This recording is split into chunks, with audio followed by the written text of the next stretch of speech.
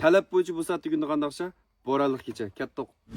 Naqshni aytishdan burun biz o'ng qo'l chalishni bilishimiz kerak. O'ng qo'l lirik aytadigan yeriga liusan, arsan, yisan, arsan, usan, arsan, yisan, arsan, sizsan, arsan, yisan, arsan.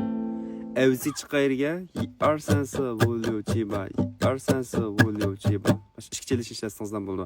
Qo'l qo'l ishlatgan akkordni ustigim guruhlab yozib qo'ydim. Asli tekstni ustiga qaragan bo'lsak, beribsizning degan ustida yem deb yozilgan ekan.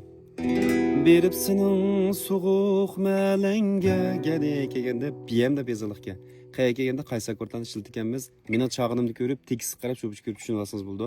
Biz o'ng qo'l ilib chilish, pastorib chilishlarni bilib oldik. So'l qo'l akkordlarni bilib oldik.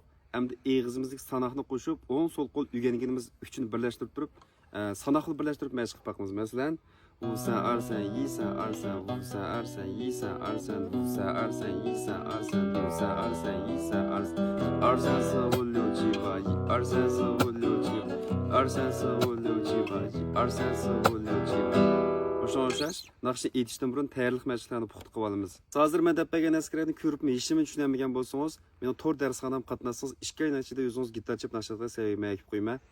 Ügünüp çıqqanını mən çıxırıb qoydum, başqa filmlərimi görüb baxsanız buldu. Mən bir qatışıb baqa, ügünüp baqa deyəqallar. Ündar numurum 132 79 97 07 28 ündar qo'shsin buldu. Bu film numuru qo'shilmasa üstüdeki pinin çıxatdan birisi ündar qo'shsanız buldu. Bir taz yürək besi qoyun, nasıl naqshni axırsı ügünüp baqılay. Beribsinin soğuq məlenge cinim Əlmürdüm dəri yüzləringe yayırım Çıkmadım bu amma yanımga Menim görmedim Yağdı bu yağmur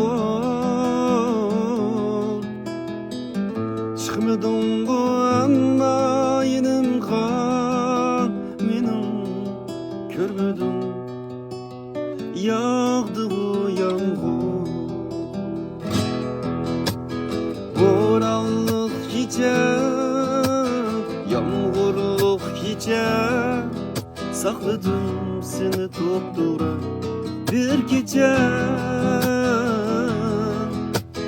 Boranlık gece Yağmurluk gece Sakladım seni toptura bir gece